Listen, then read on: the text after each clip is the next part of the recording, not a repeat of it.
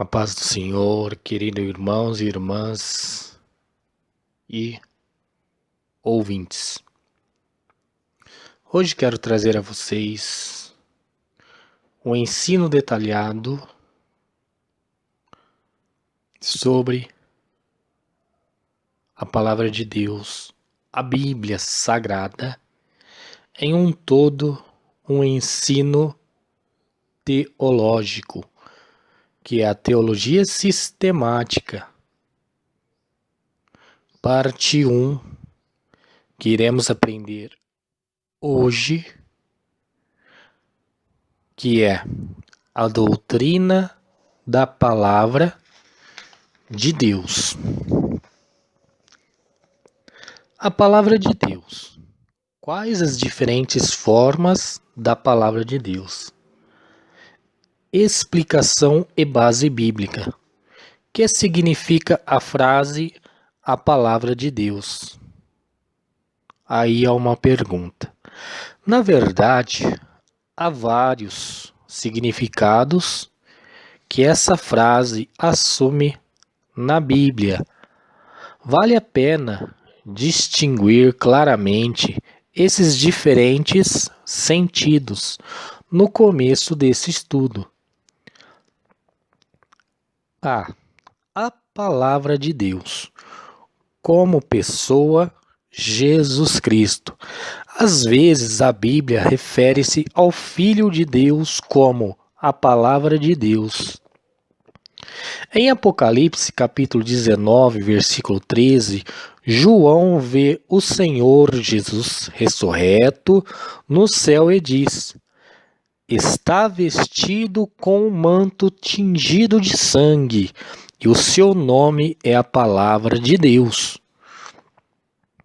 De modo semelhante, no começo do Evangelho de João lemos: no princípio era a palavra estava com Deus e a palavra era Deus. João capítulo 1, versículo 1. É claro que João estava falando aqui do Filho de Deus, porque no versículo 14 diz: a palavra se tornou-se carne e viveu entre nós. Vimos a sua glória, a glória como do unigênito, vindo da parte do Pai, cheio de graça e de verdade. Este versículo e talvez 1 João capítulo 1, versículo 1, são os únicos casos em que a Bíblia se refere ao Deus Filho como a palavra, ou a palavra de Deus. Portanto, esse uso não é comum. Indica, porém, que entre os membros da Trindade é especificamente o Deus Filho, quem em sua pessoa e em suas palavras tem o papel de comunicar o caráter de Deus e de expressar a vontade de Deus para nós. B. A palavra de Deus como comunicação verbal de Deus. Primeiro, os decretos de Deus. Às vezes a palavra de Deus tomam formas de decretos poderosos que causam eventos ou até mesmo trazem coisas à existência. Disse Deus: haja luz, e houve luz. Gênesis capítulo 1, versículo 3. Deus criou ainda o mundo animal, proferindo sua poderosa palavra. Produz a terra seres viventes, conforme a sua espécie, animais domésticos, répteis e animais selváticos, segundo a sua espécie. E assim se fez. Gênesis capítulo 1 e versículo 24.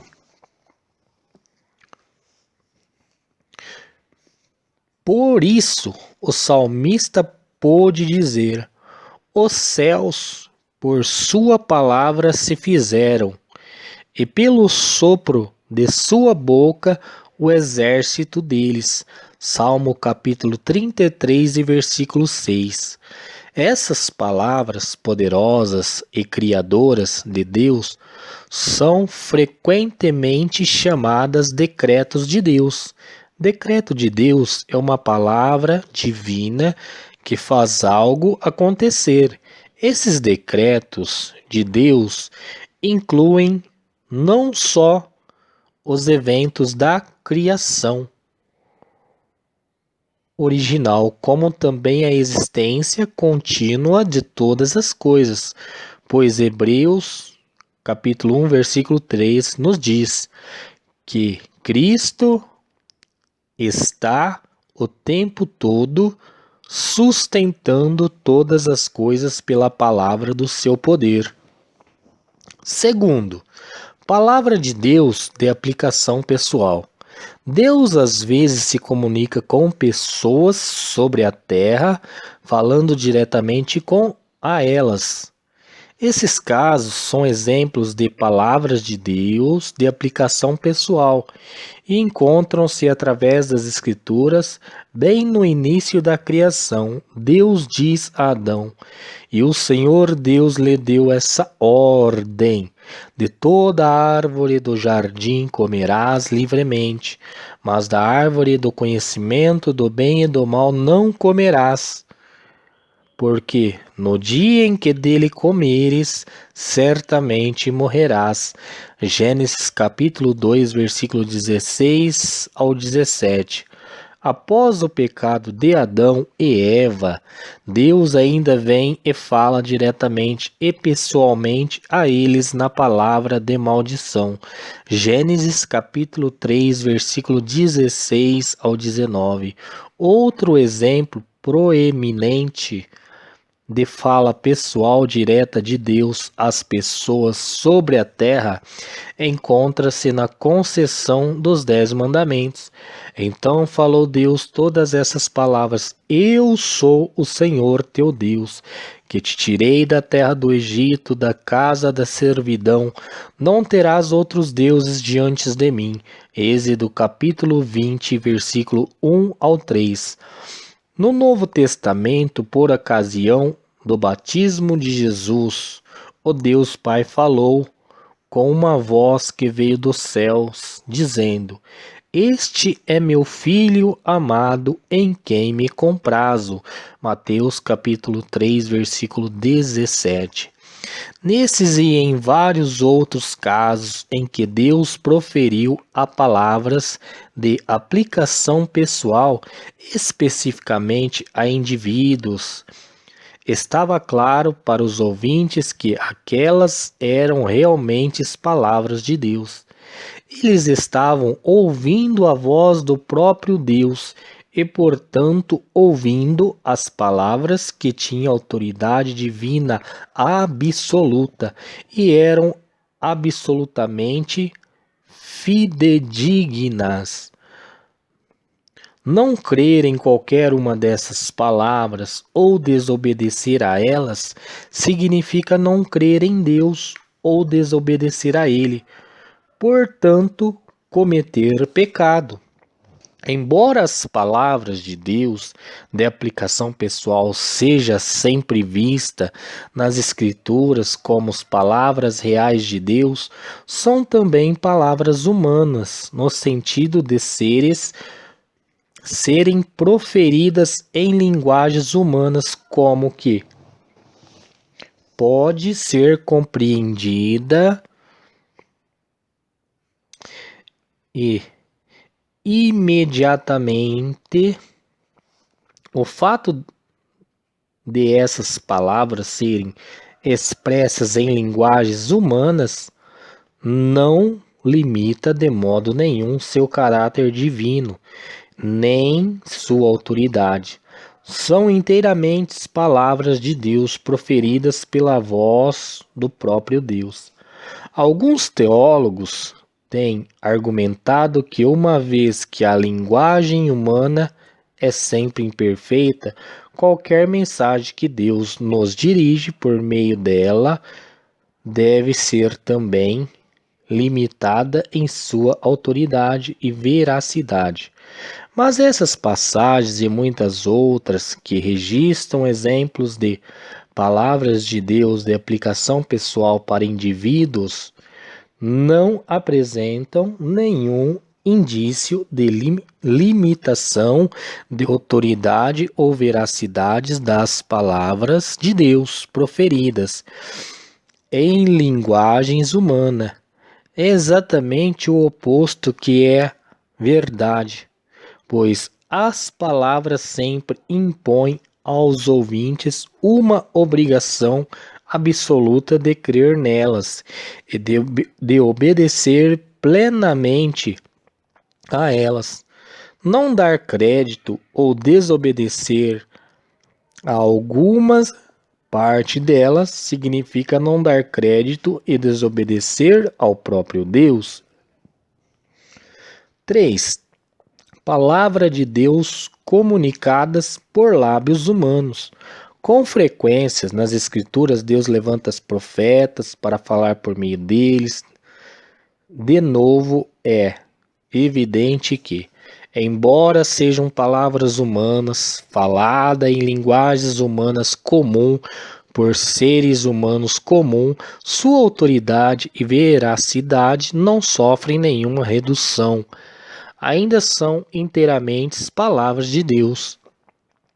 Em Deuteronômio, capítulo 18, Deus diz a Moisés: suscitar-lhe-eis um profeta do meio de seus irmãos, semelhante a ti, em cuja boca porei as minhas palavras, e ele lhes falará tudo o que eu lhes ordenar.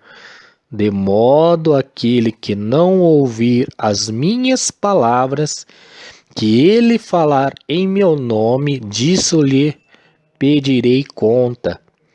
Porém, o profeta que presumir de falar alguma palavra em meu nome, que eu lhe não mandei falar, ou que falar em nome de outros deuses, esse profeta será morto. Deuteronômio, capítulo 18, versículo 18 ao 20. Deus fez mais uma declaração semelhante a Jeremias. Depois estendeu o Senhor a mão e tocou-me na boca. E o Senhor me disse: eis que ponho na tua boca as minhas palavras. Jeremias capítulo 1, versículo 9. Deus diz a Jeremias: tudo quanto eu te mandar, falarás. Jeremias capítulo 1, versículo 7. Veja também Êxodo capítulo 4, versículo 12, Números capítulo 22, versículo 38, e Samuel capítulo 1 Samuel capítulo 15, versículo 3, versículo 18 e versículo 23. E 1 Reis capítulo 20, versículo 36, segundo Crônicas capítulo 20, versículo 20, 25, 15 e 16, Isaías 30, versículo 12 ao 14, Jeremias capítulo 6, versículo 10 ao 12, Jeremias capítulo 33, versículo 29 ao 31, etc. e tal. Qualquer pessoa que alegasse estar falando pelo Senhor, mas que não tivesse recebido uma mensagem da parte dele, era severamente punida. Ezequias capítulo 13, versículo 1 ao 7, Deuteronômio capítulo 18, versículo 20 ao 22. Assim, as palavras de Deus comunicadas por lábios humanos eram consideradas tão autorizadas e verdadeiras como as palavras de Deus de aplicação pessoal. Não havia nenhuma redução de autoridade dessas palavras quando expressas por lábios humanos. Não dar crédito ou desobedecer a qualquer uma delas significa não dar crédito ou desobedecer ao próprio Deus. 4. Palavras de Deus em forma escrita, a Bíblia. Além das palavras de Deus em formas de decreto, das palavras de Deus de aplicação pessoal, das palavras de Deus comunicadas por lábios humanos, também encontramos nas Escrituras várias situações em que as palavras de Deus são colocadas em forma escrita. O primeiro exemplo se encontra-se no relato sobre a dádiva das 2 tábuas de pedra, em que foram escritos os 10 mandamentos. E tendo acabado de falar com ele no monte Sinai, deu a Moisés 2 tábuas do testemunho, tábuas de pedras, escrita pelo dedo de Deus. Êxodo capítulo 31 e versículo 18. As tábuas eram obras de Deus, também a escritura era a mesma escritura de Deus, esculpidas nas tábuas. Êxodo capítulo 32, versículo 16, capítulo 34, versículo 1 ao 28. Além disso, Moisés também escreveu. Esta lei escreveu Moisés e a deu aos sacerdotes, filhos de Levi, que levavam a arca da aliança do Senhor, e a todos os anciãos de Israel. Ordenou-lhe Moisés, dizendo: ao fim de cada 7 anos, lerás esta lei diante de todo o Israel, para que ouçam e aprendam e temam o Senhor vosso Deus, e cuidem de cumprir todas as palavras desta lei,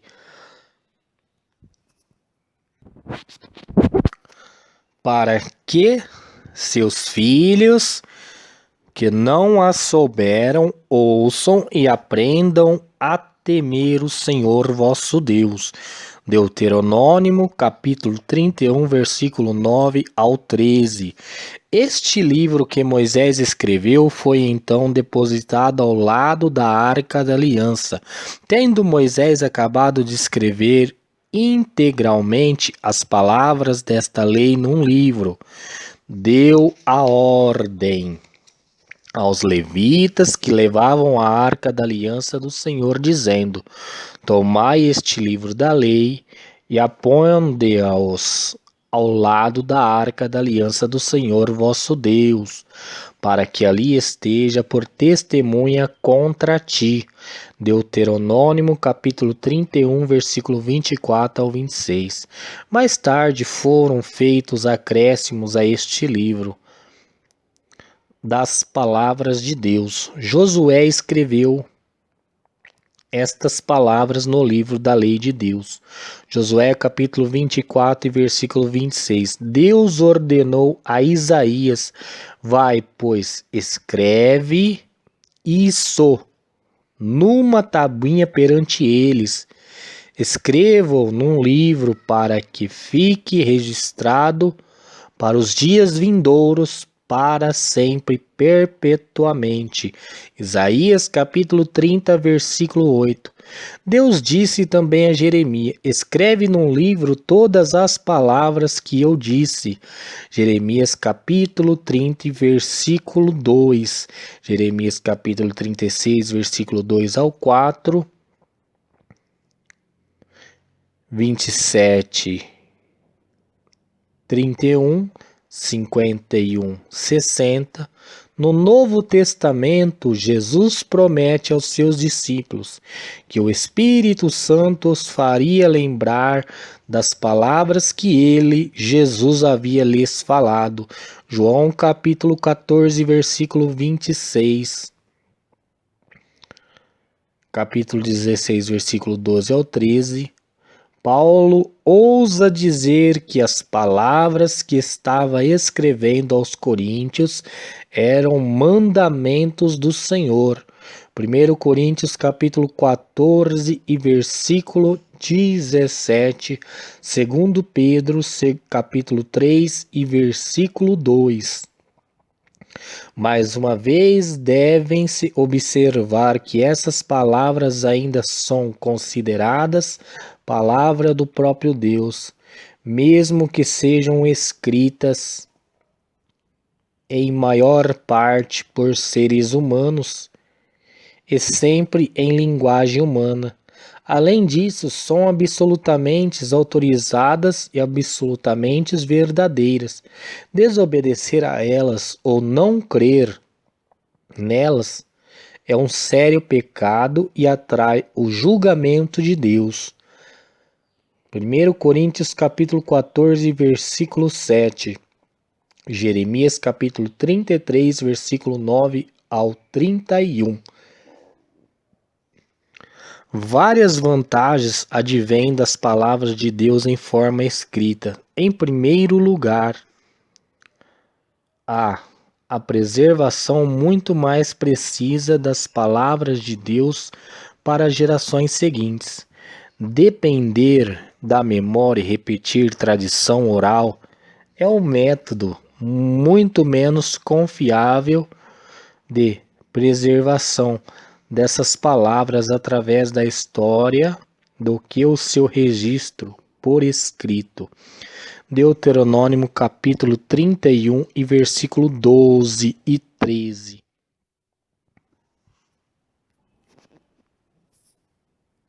Em segundo lugar, a oportunidade para exame repetido das palavras escritas permite estudo cuidadoso e discussão, que levam a melhor entendimento e obediência mais completa. Em terceiro lugar, as palavras de Deus em forma escrita são acessíveis a muito mais pessoas do que quando preservadas meramente por meio da memória e da repetição oral. Podem ser examinadas a qualquer momento por qualquer pessoa e o acesso a elas não se limita. Aqueles que as memorizam ou que podem estar presentes quando são recitadas, desta forma a confiabilidade, a eficácia e a sensibilidade da forma em que as palavras de Deus são preservadas acentuam-se grandemente quando elas são escritas. Apesar disto, não há nenhum indício de redução de sua autoridade ou veracidade. C. O ponto de convergência do nosso estudo. De todas as formas da palavra de Deus, o ponto de convergência de nosso estudo na teologia sistemática é a palavra de Deus em forma escrita, isto é, a Bíblia. Essa é a forma da palavra de Deus disponível para estudo, pesquisa pública, exame repetido e como base para discussão uns com os outros. Ela nos fala sobre a palavra de Deus e para ela nos conduz. Como uma pessoa, ou seja, Jesus Cristo, a quem não temos agora em forma corpórea, sobre a terra e cuja vida eu ensino por conseguinte não somos capazes de observar nem de imitar de primeira mão. Outras formas da palavra de Deus não são apropriadas como base principal para o estudo da teologia. Não ouvimos as palavras de Deus em formas de decreto e, por isso, não podemos estudá-las diretamente, mas mediante observação de seus feitos. As palavras de Deus de aplicação pessoal são incomuns, mesmo nas Escrituras. Além disso, ainda que ouvíssemos algumas palavras de aplicação pessoal da parte de Deus para nós, hoje, não teríamos certeza da total exatidão de nossa compreensão, memória e subsequente relatos delas. Tão poucos conseguiríamos com facilidade transmitir aos outros a certeza de que a comunicação era de Deus, mesmo que tivesse sido de fato. As palavras de Deus proferidas por lábios humanos deixaram de ser dadas quando o cânon do Novo Testamento foi completado. Desse modo, essas outras formas de palavra de Deus são inadequadas como base principal para estudos de teologia. É mais aproveitoso para nós estudar as palavras de Deus escritas na Bíblia. É a palavra escrita de Deus que ele nos ordena estudar. O homem bem-aventurado é o que medita na lei de Deus de dia e de noite. Salmo capítulo 1, versículo 1 ao 2. As palavras de Deus para Josué também se aplicam a nós. Não cesse de falar deste livro da lei. Antes medita nele de dia e de noite, para que tenhas cuidado de fazer segundo tudo quanto nele está escrito. Então farás prosperar o teu caminho e serás bem-sucedido. Josué capítulo 1, versículo 8. É a palavra de Deus em forma escrita, a Bíblia, que é inspirada por Deus e útil para o ensino, para a compreensão, para a correção e para a instrução na justiça. Segundo Timóteo capítulo 3 e versículo 16. Nota 1. Além das formas da palavra de Deus acima, Deus se comunica com as pessoas mediante diferentes tipos de revelação em geral. Isto é, revelação dada não apenas para algumas pessoas, mas para todas as pessoas em geral.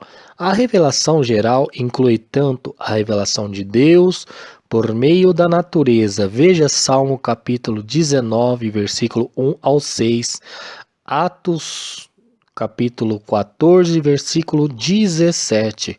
Como a revelação de Deus mediante a consciência interna do certo e do errado no coração de todas as pessoas. Romanos capítulo 2, versículo 15. Esse tipo de revelação divina são não verbais quanto à forma.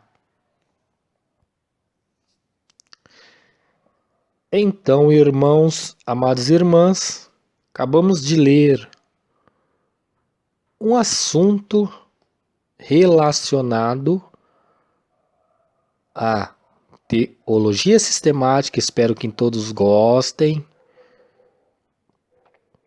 E se gostarem, dá um joinha, inscrevam no meu canal e fiquem todos com a paz do Senhor Jesus.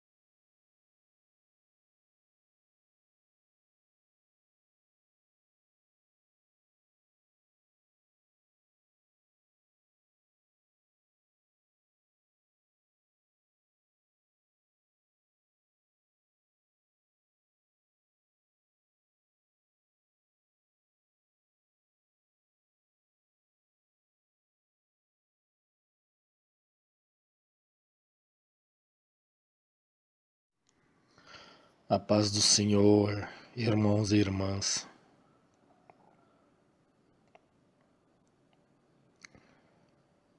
Hoje entraremos na segunda parte do estudo de teologia sistemática. E o que vamos ver e ouvir agora fala a respeito do cânon das Escrituras. O que faz e o que não faz parte da Bíblia. E nisto temos explicação e base bíblica.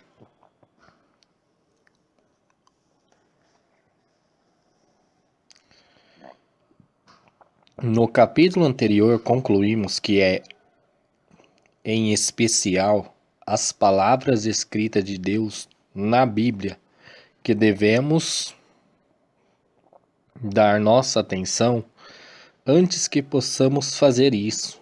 Porém, precisamos saber quais os escritos que pertencem à Bíblia e quais não.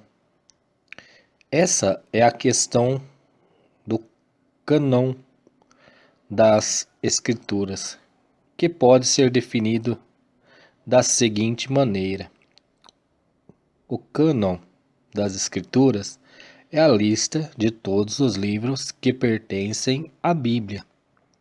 Não devemos subestimar a importância dessa questão.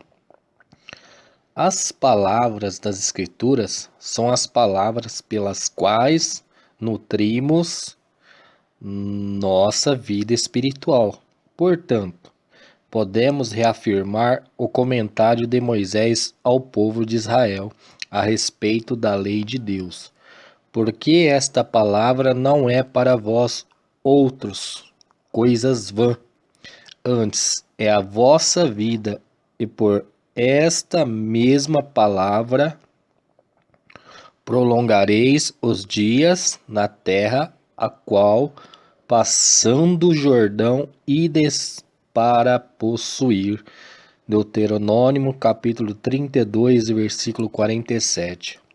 Aumentar ou diminuir as palavras de Deus impedirá o seu povo de obedecer-lhe plenamente, pois as ordens retiradas não seriam conhecidas pelo povo, e as palavras acrescentadas poderiam exigir das pessoas coisas que Deus não ordenou. Por isso, Moisés advertiu o povo de Israel: nada acrescentareis à palavra que vos mando, nem diminuireis dela, para que guardeis os mandamentos do Senhor vosso Deus, que eu vos mando. Deuteronômio capítulo 4 e versículo 2. A determinação precisa da extensão do cânon das Escrituras é, portanto, de extrema importância para que possamos confiar em Deus e obedecer a Ele de modo absoluto. Precisamos de uma coleção de palavras sobre as quais temos certeza serem as palavras do próprio Deus para nós. Se houver qualquer seções das Escrituras sobre as quais temos dúvida, se são ou não palavras de Deus, não vamos aceitar que tenham autoridade divina absoluta, nem confiar nelas na mesma medida em que confiamos no próprio Deus. O cânon do Antigo Testamento. Onde surgiu a ideia do cânon? A ideia de que o povo de Deus deve preservar uma coleção de palavras escritas de Deus. A própria Bíblia dá testemunho do desenvolvimento histórico do cânon. A coleção mais antiga das palavras de Deus era os 10 Mandamentos. Os 10 Mandamentos, portanto, constituem o início do cânon bíblico. O próprio Deus escreveu sobre 2 tábuas de pedra as palavras que ele ordenou ao seu povo. E tendo acabado de falar com ele no monte Sinai, deu a Moisés as 2 tábuas do testemunho, tábuas de pedras, escritas pelo dedo de Deus. Êxodo capítulo 31, versículo 18. Lemos novamente: as tábuas eram obras de Deus, também a escritura era a mesma escritura de Deus, esculpidas na tábua. Êxodo capítulo 32, versículo 16, Deuteronômio capítulo 4, versículo 13, do 10 ao 4. As 2 tábuas foram depositadas na Arca da Aliança, Deuteronômio capítulo 10 e versículo 5, e constituíam os termos do pacto entre Deus e seu povo. Essa coleção de palavras de Deus, dotadas de autoridades absolutas, aumentou ao longo da história de Israel. O próprio Moisés acrescentou palavras para que fossem depositadas ao lado da Arca da Aliança.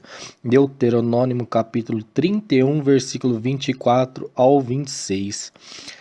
A referência imediata, aparentemente, é ao livro de Deuteronômio, mas outras referências ao trabalho da escrita de Moisés indicam que os primeiros 4 livros do Antigo Testamento também foram escritos por ele. Veja Êxodo, capítulo 17, versículo 14, 24, capítulo 4, 34, versículo 27, Números, capítulo 33, versículo 2, Deuteronômio, capítulo 31 e versículo 22. Após a morte de Moisés, Josué também ampliou a coleção das palavras escritas de Deus. Josué escreveu estas palavras no livro da lei de Deus. Josué capítulo 24 e versículo 26. Isso é particularmente inesperado, tendo em vista a ordem de não acrescentar e nem subtrair nada às palavras que Deus deu ao povo por intermédio de Moisés. Nada acrescentareis à palavra que vos mando, nem diminuireis dela. Deuteronômio capítulo 4 e versículo 2. Para ter desobedecido a uma ordem tão específica, Josué deve ter sido convencido de que não estava, por conta própria, aumentando as palavras escritas de Deus, mas que o próprio Deus tinha autorizado esse acréscimo. Mais tarde, outros em Israel, em geral daqueles que exerciam o ofício de profeta, acrescentaram palavras da parte de Deus.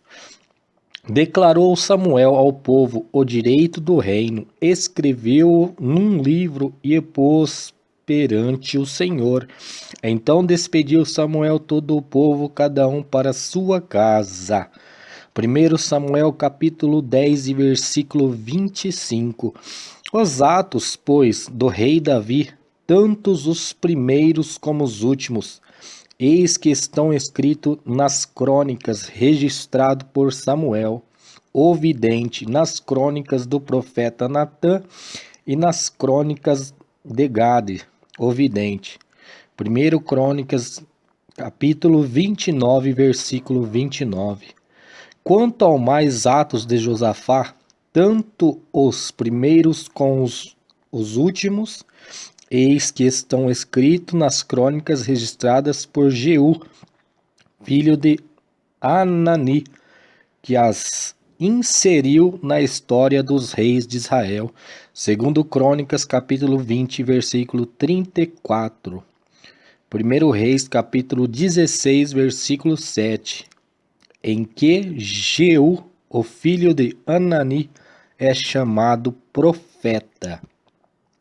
Quanto ao mais atos de Uzias, tanto os primeiros como os últimos, o profeta Isaías, filho de Amós, o escreveu.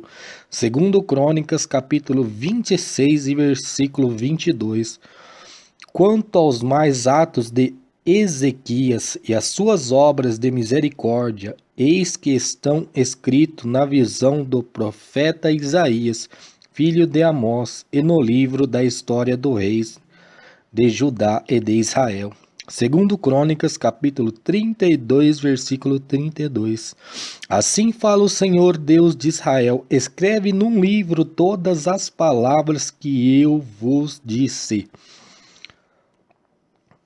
Jeremias, capítulo 30 e versículo 2. O conteúdo do cânon do Antigo Testamento continuou aumentando até o fim do processo de escrita. Se datarmos Ageu de 520 anos antes de Cristo, Zacarias de 520 a 518 anos antes de Cristo, talvez com material acrescentado depois de 480 anos antes de Cristo, e Malaquias por volta de 435 anos antes de Cristo, teremos ideias das datas aproximadas dos últimos profetas do Antigo Testamento, coincidindo grosso modo com esse período estão os últimos livros da história do Antigo Testamento: Esdras, Neemias, Ester. Esdras foi para Jerusalém em 458 anos antes de Cristo. E Neemias esteve também ali em 445 a 433 anos antes de Cristo. Ester foi escrito algum tempo depois da morte de Xerxes, o primeiro Assuero, em 465 anos antes de Cristo. E é provável que isto tenha ocorrido durante o reinado de Artaxerxes, 464 a 423 anos antes de Cristo. Depois desse modo, depois de aproximadamente 435 anos antes de Cristo, não houve mais acréscimo ao cânon do Antigo Testamento. A história do povo judeu foi registrada em outros escritos, tais como os livros de Macabeus, mas eles não foram considerados dignos de inclusão na coleção das palavras de Deus, que vinha dos anos anteriores. Quando nós voltamos para a literatura judaica fora do Antigo Testamento, percebemos que a crença de que haviam cessado as palavras divinamente autorizadas da parte de Deus é atestada de modo claro em várias vertentes da literatura judaica extra-bíblica. Em 1 Macabeus, há cerca de 100 anos antes de Cristo, o autor escreve sobre o altar profanado. Demoliram-nos, pois, e depuseram as pedras sobre o monte da morada, em lugar conveniente, à espera de que viesse algum profeta e se pronunciasse a esse respeito. 1 Macabeus capítulo 4, versículo 45 e 46. Aparentemente, eles não são conhecidos ninguém que poderia falar com a autoridade de Deus como os profetas do Antigo Testamento haviam feito. A lembrança de um profeta credenciado no meio do povo pertencia ao passado distante. pois o autor podia falar de um grande sofrimento, qual não tinha havido desde o dia em que não mais aparecerá um profeta no meio deles. 1 Macabeus, capítulo 9 e versículo 27.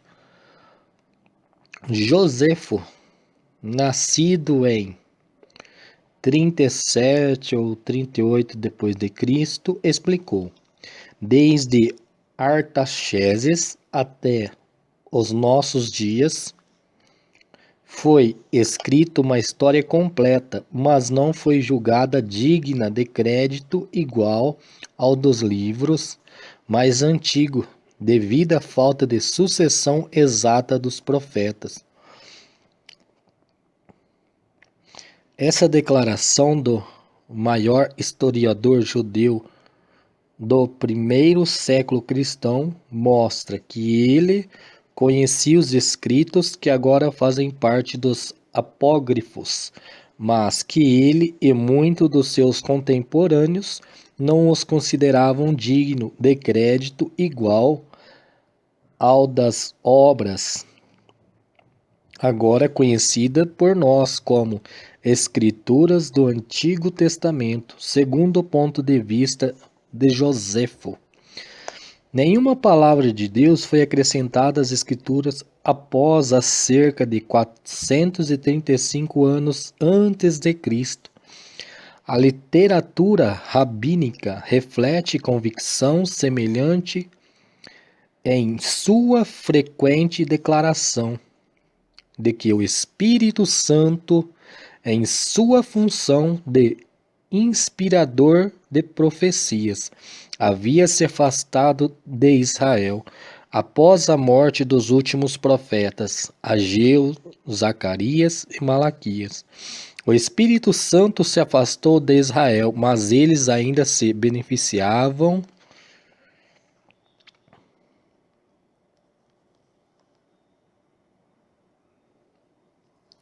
a comunidade,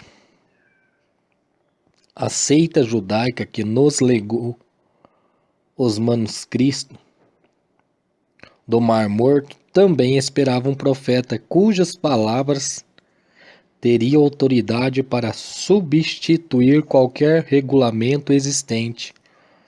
E outras declarações semelhantes são encontradas em outros trechos da literatura judaica antiga.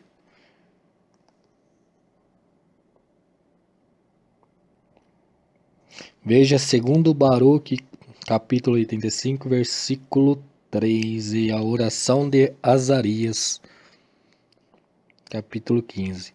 Assim escritos posteriormente acerca depois de 435 anos antes de Cristo, em geral não eram aceitos pelo povo judeu como obras dotadas de autoridade igual à do restante das Escrituras. No Novo Testamento não temos nenhum registro de alguma controvérsia entre Jesus e os judeus sobre a extensão do cânon. Ao que parece, Jesus e seus discípulos de um lado e os líderes judeus e o povo judeu de outro estavam plenamente de acordo em que os acréscimos ao cânon do Antigo Testamento tinham cessado após os dias de Esdras, Neemias, Ester, Ageu, Zacarias e Malaquias. Este fato é confirmado pelas citações do Antigo Testamento, feitas por Jesus e pelos autores do Novo Testamento, segundo uma contagem. Jesus e os autores do Novo Testamento mais de 295 vezes várias partes das Escrituras do Antigo Testamento como palavras autorizadas por Deus, mas nenhuma vez sequer citam alguma declaração extraída dos livros apócrifos ou qualquer outro escrito, como se tivesse autoridade divina. A ausência completa de referência a outra literatura como palavra autorizada por Deus. As referências muito frequentes e centenas de passagens no Antigo Testamento como dotadas de autoridade divina confirmam com grande força o fato de que os autores do Novo Testamento concordavam em que o cânon estabelecido do Antigo Testamento nada mais, nada menos devia ser aceito como a verdadeira palavra de Deus. Que deve ser dito, então, acerca dos apócrifos, a coleção dos livros incluídos no cânon pela Igreja Católica Romana, mas excluídos pelos protestantes. Esses livros nunca foram aceitos como escrituras pelos judeus, mas ao longo da história inicial da Igreja, as opiniões se dividiam sobre se eles deviam ou não fazer parte das Escrituras.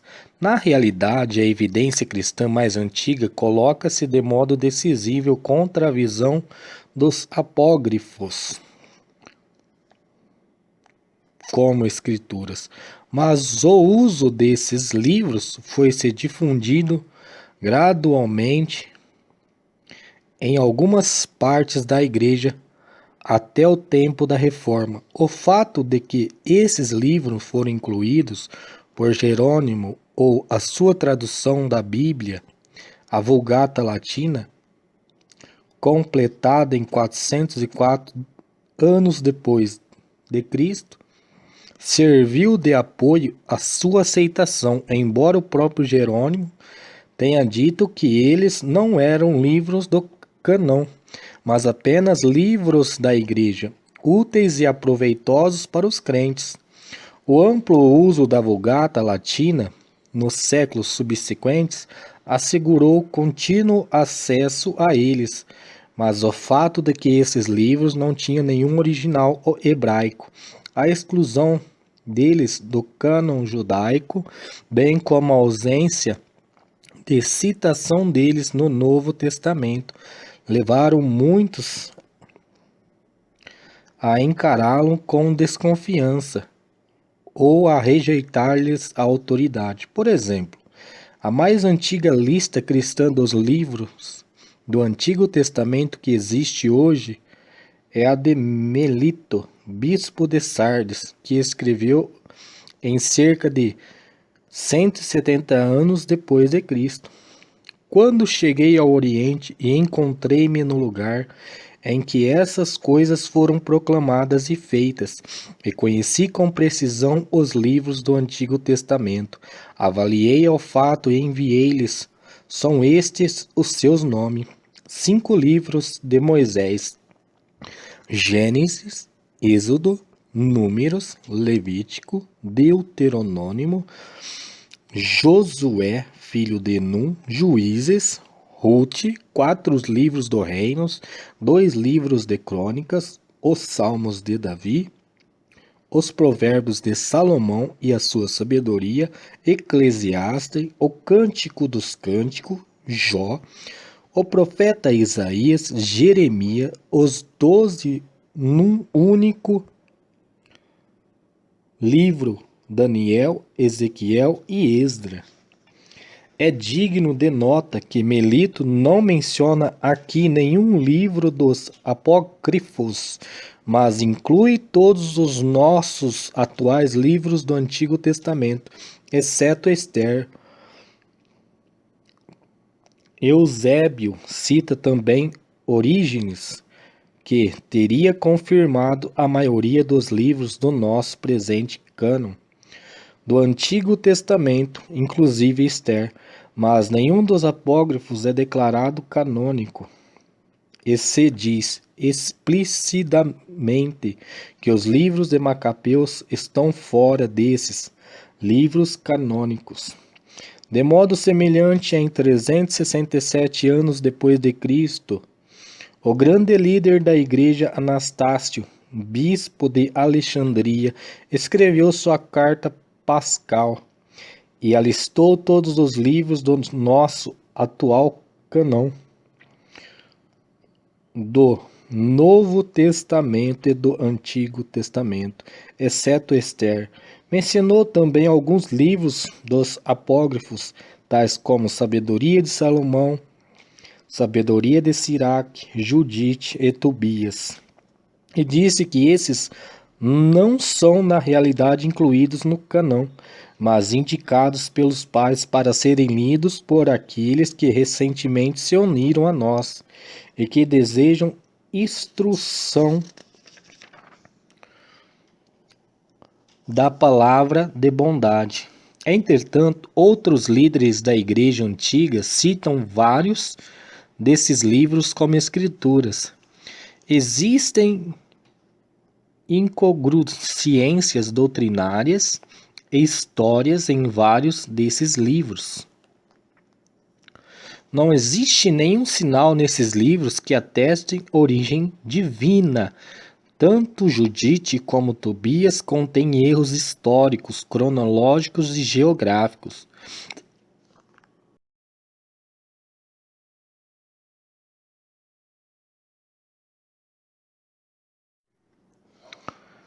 Não existe nenhum sinal nesses livros que ateste origem divina. Tanto Judite como Tobias contêm erros históricos, cronológicos e geográficos. Os livros justificam a falsidade e a fraude e faz com que a salvação dependa de obras meritóricas. Eclesiásticos e Sabedoria de Salomão inculcam uma moralidade baseada em convivências, sabedoria ensinada à criação do mundo a partir de matéria pré-existente. Eclesiástico ensina que dar esmola propicia expiação pelos pecados. Em Baruque se diz que Deus ouve as orações dos mortos. E em 1 Macabeus há erros históricos e geográficos. Não foi senão em 1546, no Concílio de Trento, que a Igreja Católica Romana declarou oficialmente que os apócrifos fazem parte do cânon, como exceção de 1 e 2, livro de Esdra e da oração de Manassés.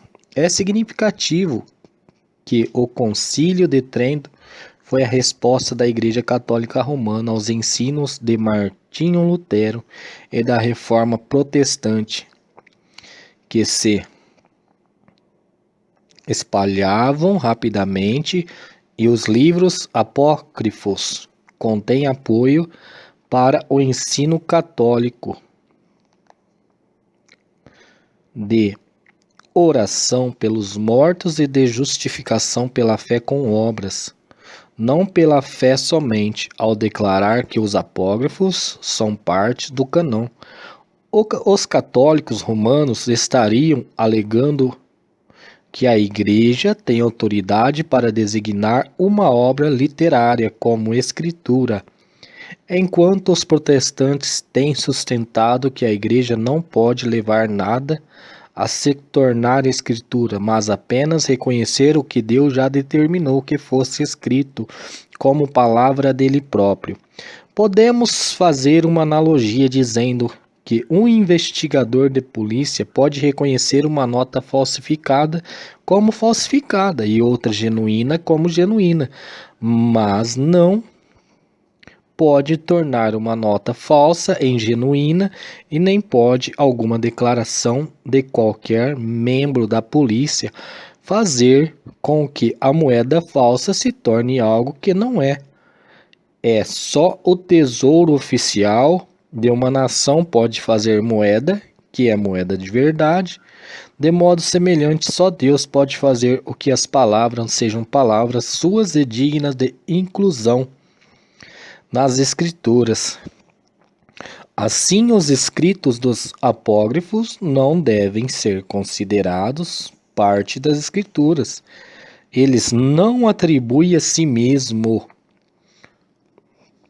tipo de autoridade que têm os escritos do Antigo Testamento. não foram considerados palavras de Deus pelo povo judeu, do qual se originaram, não foram considerados escrituras por Jesus, nem pelos escritores do Novo Testamento. Contém ensinos incoerentes com o restante da Bíblia. Devemos concluir que eles eram meramente palavras humanas, não palavras inspiradas por Deus, como as palavras das Escrituras. Tem valor? Sim, para pesquisas históricas e linguísticas, e contém numerosas histórias a respeito da coragem e da fé de muitos judeus durante o período posterior ao encerramento do Antigo Testamento, mas nunca fizeram parte do cânon do Antigo Testamento e não deve ser encarado como parte da Bíblia. Portanto, não tem autoridade compulsória para o pensamento e nem para a fé dos cristãos de hoje. Para concluir, com respeito ao cânon do Antigo Testamento, os cristãos hoje não devem ter nenhum receio de que algo necessário tenha sido deixado de lado, ou que alguma coisa que não é palavra de Deus tenha sido incluída. Então é isso aí, irmãos. Fiquem todos na paz do Senhor. Mais para frente estarei dando continuidade dessa segunda parte. Falamos a parte A, depois tem a parte B, que é o cânon do Novo Testamento. Espero que todos gostem, dê um joinha aí, inscrevam-se no meu canal, dizendo se gostou, e fiquem todos na paz do Senhor Jesus. Espero que todos aprendam através desse estudo de teologia sistemática, e em breve terás continuidade. E se você está curioso para saber as demais partes, escreva no meu canal perguntando. Aí eu estarei respondendo a todos.